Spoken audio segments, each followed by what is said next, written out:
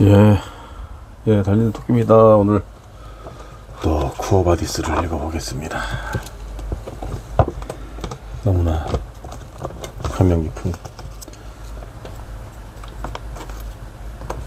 쿠어바디스 도미네. 오늘 4장 한번 읽어볼게요.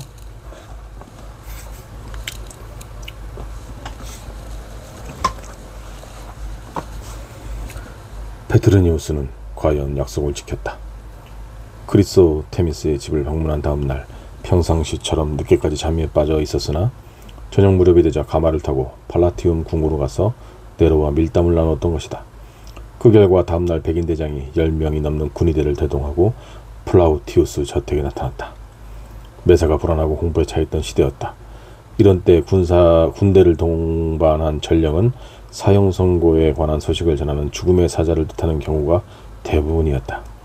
그래서 백인 대장이 망치로 대문을 두드리고 문지기가 그 사실을 보고하자마자 아울루스의 집안은 온통 두려움에 휩싸였다. 가족들은 노장군에게 위험이 닥쳤다고 믿고 모두들 그의 주위로 몰려들었다. 폼포니아는 남편의 목에 팔을 감고 매달려 파랗게 질린 입술로 무엇인가를 재빠르게 속삭였다. 리기아는 새하얀 침대꽃처럼 얼굴이 창백해졌어 장군의 손에 입을 맞추었으며 어린 아울루스는 아버지의 토가를 잡고 놓지 않았다. 복도에서 층마다 위치한 하인들의 방에서, 욕실에서, 다락방에서, 집안 곳곳에서 남녀노소 할 것 없이 노예들이 떼지어 몰려 나왔다. 여기저기서 아 그네리군 하며 단식하는 소리가 들려왔다. 여자들은 울음을 터뜨렸고 그 중에는 얼굴을 쥐어뜯거나 수건으로 가리는 노예들도 있었다. 이런 소란 중에도 노 장군만은 평정을 잃지 않았다. 그는 이미 오래전부터 죽음을 담담하게 받아들일 마음의 준비를 하고 있었기 때문이었다. 독수리를 닮은 그의 단단하고 짤막한 얼굴은 마치 돌에 새겨진 듯 무표정해 보였다.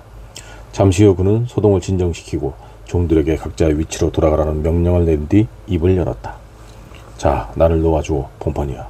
설사 내 최후의 순간이 왔다 해도 서로 작별 인사를 나눌 시간이야 있겠지.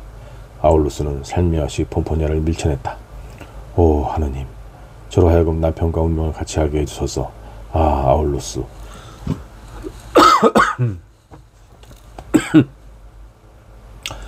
폼포니아는 무릎을 꿇고 사랑하는 사람에게 닥친 위험을 거둬 주십사 하고 기도하기 시작했다.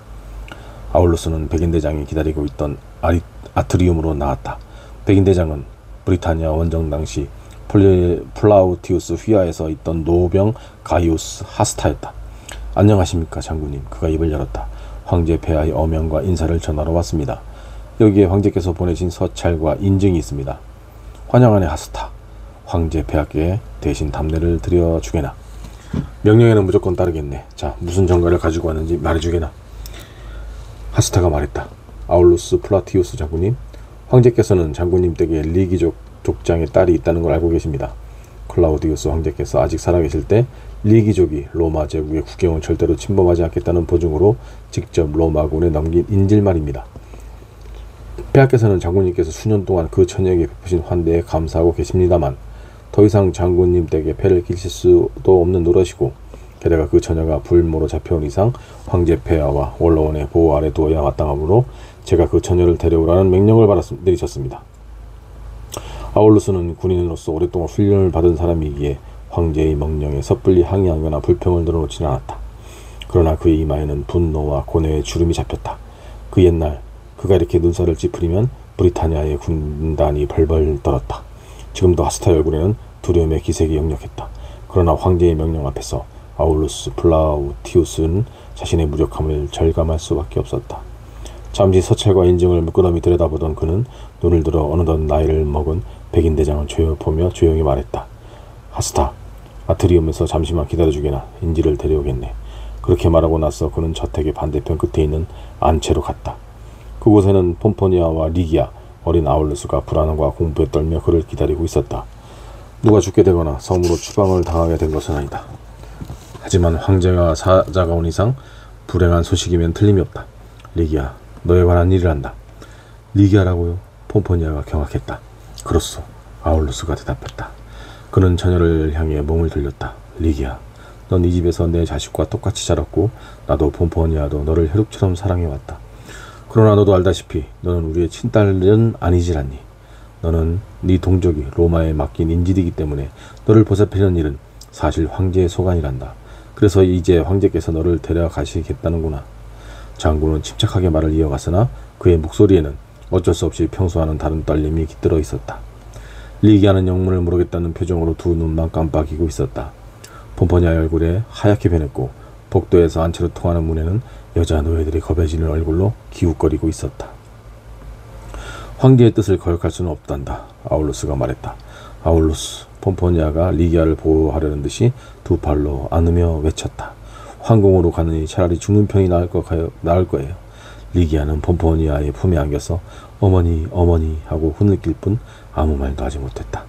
아울루스의 얼굴에는 또다시 분노와 고통의 빛이 떠올랐다. 만일 내가 이 세상에 혼자였다면 내 목숨이 붙어있는 한 이렇게 무기력하게 이 아이를 내주진 않을 텐데. 하지만 오늘이라도 당장 일가 친척들이 우리 가족을 살려달라고 해방의 신 주피터에게 제물을 바치는 사태가 발생할 수도 있으니 어찌하면 좋단 말이냐. 리기아, 나는 이 일로 인해 너는 물론이고 이제 막 피어오르는 꽃봉오리 같은 어린 자식을 죽게 할 수는 없다. 황제를 찾아가서 명령을 고도 주입사고 탄원해 보도록 하마. 내 말에 귀 기울여 주실지는 잘 모르겠다만 어쨌든 건강해라, 리기아. 그리고 잊지 말아다오. 나와 폼포니아는 내가 처음 우리 집 화롯가에 몰게 된 그날을 항상 축복으로 여기고 있다는 것을. 아울루스는 리기아의 머리에 한 손을 얹었다. 냉정을 잃지 않으려고 안간힘을 썼으나 리기아가 눈물 젖은 눈으로 자신을 바라보며 그의 손을 그녀의 입술에 갖다 대자 아울루스의 음성도 아버지로서의 깊은 슬픔과 회한에 떨리기 시작했다. 잘 가거라, 우리의 기쁨, 우리의 눈을 밝혀주던 빛이여.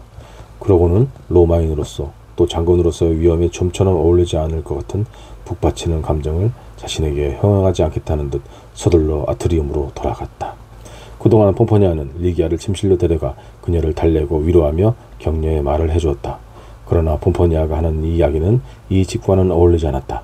바로 옆방에는 전통을 중요하게 여기는 아울루스 장군의 지시로 가문의 수호신을 모셔놓고 제물을 바치는 제단과 화덕을 마련해 놓았던 것이다. 자, 드디어 실현의 때가 닥친 거란다. 먼 옛날 비르기니우스는 아피우스의 손에서 딸을 구하기 위해 자기 손으로 직접 딸의 가슴에 칼을 꽂았고 루크레티아는 스스로 목숨을 끊음으로써 치욕을 씻었지. 황제의 궁전은 분명 타락과 제약의 소굴이다. 하지만 리기아, 우리에게는 자신의 목숨을 함부로 끊을 권리가 없다. 그래, 우리가 받들고 있는 율법은 다른 율법들과는 다른 훨씬 위대하고 신성한 것이지. 그렇지만 스스로 고통하고 감내하고 목숨을 바치면서 치욕과 죄악으로부터 자신을 지킨다면 그것까지는 금하지는 않는단다. 타락의 소굴에서 깨끗한 몸으로 나오는 사람은 그만큼 큰 공덕을 쌓게 되는 것이지. 이 땅이 바로 그런 타락의 소굴이지만 다행히 인생엔 한순간에 지나지 않으며 무덤 저편에는 영생의 기쁨이 기다리고 있어. 그곳을 지배하는 것은 네로 황제가 아니라 무한한 자비란다. 그곳에는 고통 대신 환희가 있고 눈물 대신 웃음이 있지. 이렇게 말하고 나서 그녀는 리기아에게 자신의 속마음을 털어놓았다. 겉으로는 태연하고 침착해 보였지만 그녀의 마음속에는 깊은 상처가 숨어 있었다. 그녀의 남편 아울루스는 아직 하느님의 부르심을 눈을 뜨지 못했고 진리와 빛의 샘은 아직 그에게 스며들지 않았던 것이다.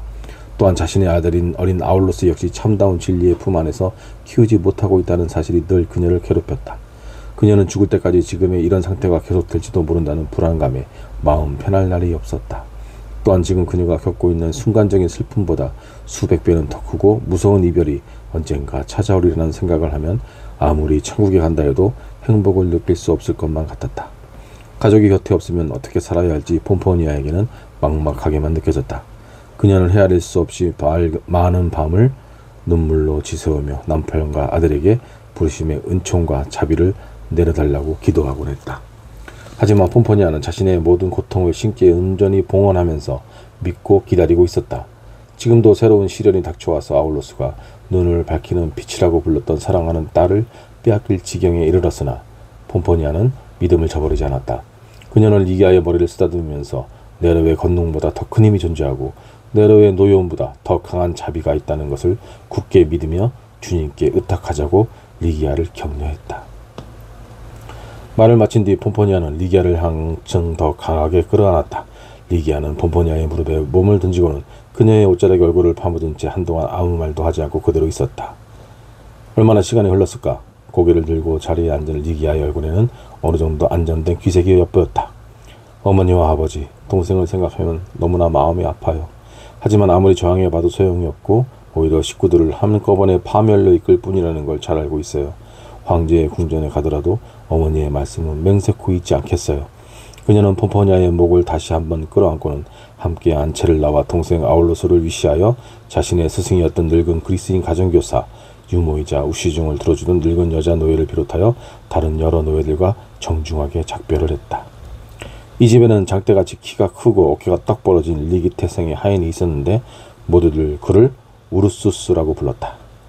이 사내는 오래전에 리기아의 모녀를 따라 다른 시전동들과 함께 로마군에 끌려왔던 것이다. 그는 폼포니아 앞에 무릎 꿇고 엎드려 말했다. 마님, 제발 이놈을 아가씨와 함께 보내주시오. 황제의 궁전에서 아가씨를 섬기고 지켜드릴 수 있게 해주십시오. 폼포니아가 대답했다. 너는 우리의 종이 아니라 리기아의 하인이지만 궁전에서 너를 받아줄지 모르겠구나. 그리고 네가 어떻게 리기아를 지킨단 말이냐? 저도 잘 모르겠습니다, 마님. 하지만 제가 자신있게 말씀드릴 수 있는 건 무쇠라도 제 손아귀에 들어오면 마치 썩은 나뭇가지처럼 부서진다는 사실입니다. 때마침 안채로 돌아와 이야기를 듣는 아울루스가 우르소스의 간청을 수락하면서 자기들에게는 우르소스를 붙잡아둘 권리가 없다고 말했다. 황제의 명에 따라 인지를 궁으로 보내는 것이므로 리기아와 함께 왔던 일행도 함께 황제의 보호 아래 두는 것은 지극히 당연한 일이라는 것이 그의 판단이었다. 일행이라는 명목을 붙이면 리기아에게 필요한 만큼의 노예들을 딸려 보낼 수도 있을 것이며 백인대장도 거절할 수 없을 것이라고 아울루스는 폼포니아에게 속삭였다. 그 결정이 리기아에게 다소 위안이 되었다. 폼포니아도 흐뭇해했다. 그리하여 우르소스 외에도 의상을 전담하는 늙은 여자 노예와 머리를 매만지는 키프로스 태생의 두 여자, 목욕 지중을 들어주는 게르마니아의 두 처녀를 딸려 보내기로 했다.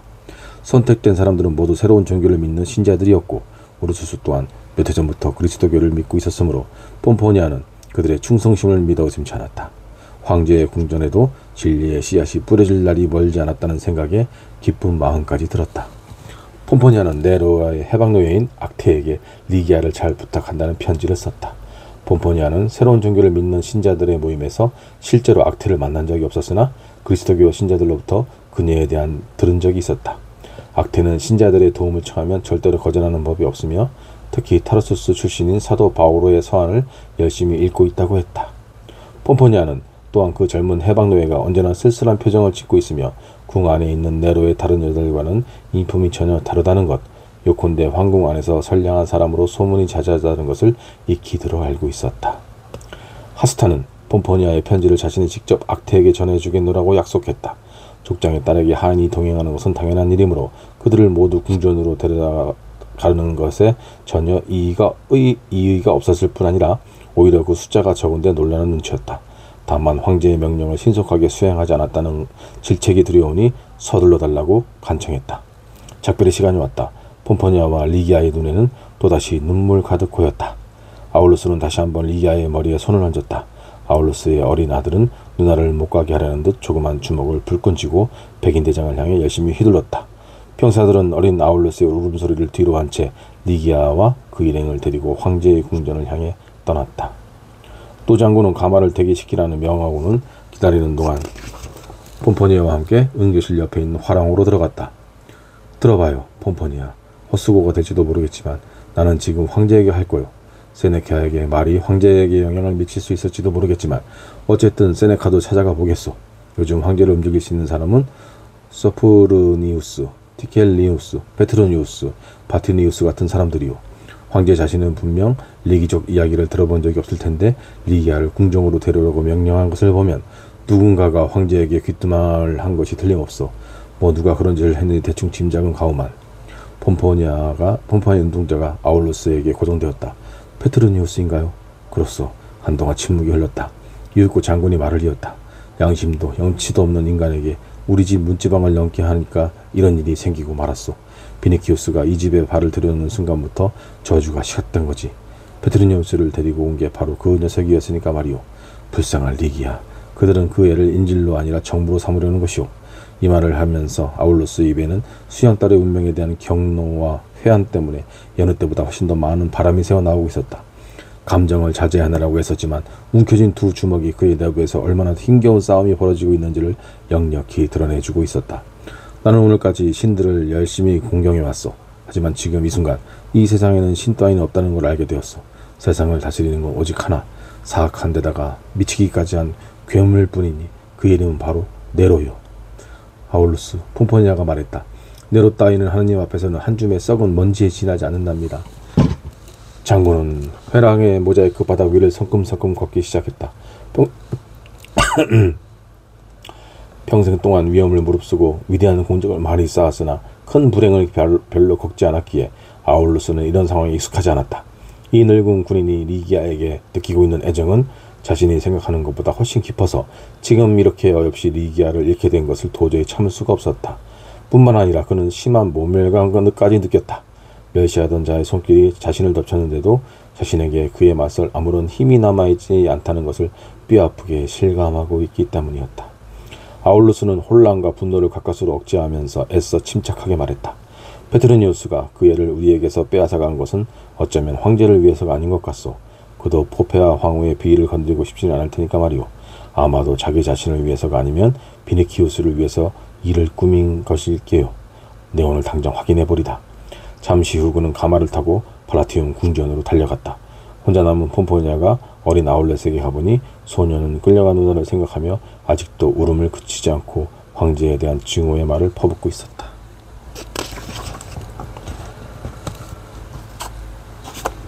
4장 읽었습니다. 다음에 또 뵙죠. 샬롬.